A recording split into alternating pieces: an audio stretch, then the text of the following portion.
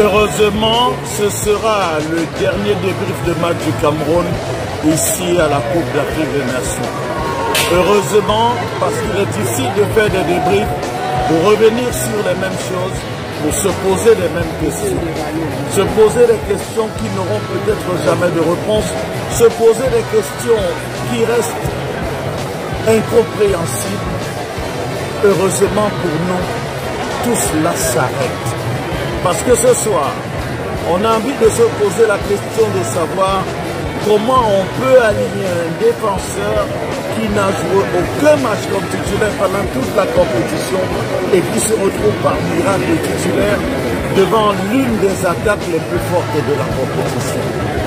Heureusement, parce qu'on va se poser la question de savoir comment il faut plus de 90 minutes pour comprendre qu'il faut faire entrer un joueur comme Moubania Paris, alors que le Cameroun a passé 90 minutes avec 0 tir cadré.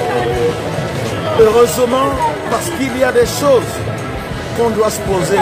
Le Cameroun a joué 4 matchs avec 4 équipes différentes.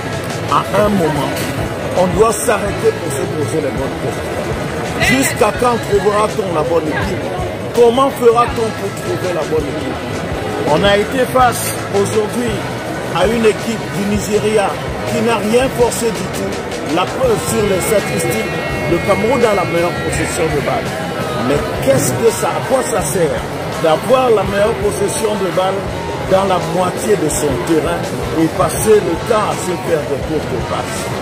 Est-ce que quelqu'un peut expliquer comment Christophe Roux, qui jusque-là a réussi à faire un match incroyable dans l'axe de la défense du Cameroun, on a pensé qu'on pouvait le déplacer pour laisser Gonzalez et autres avec beaucoup d'approximation, avec très peu d'adaptation. Bref, le Cameroun est donc tombé. Le Cameroun est tombé avec son histoire dans ce stade où en 84, leurs aînés ont réussi à prendre le dessus sur le Nigeria. Il y aura plus de 84. Vous avez écrit votre histoire, on se rappellera dans le 2024, on se rappellera de ce jour. On se rappellera surtout que le Nigeria doit s'enforcer pour gagner finalement 2 buts à 0.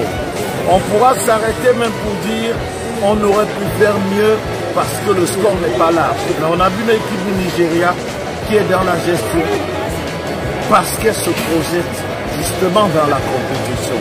Eh bien, 2-0, après 3-0 face au Sénégal, les deux équipes les plus fortes qu'on a rencontrées, on a pris au moins 2 buts. Et là, les questions se posent donc désormais. Qu'est-ce qui va se passer? Le coach a parlé de renouvellement d'effectifs. Est-ce que cet effectif peut être considéré comme neuf? J'en doute. Est-ce que le coach est dans la logique de voir autre chose?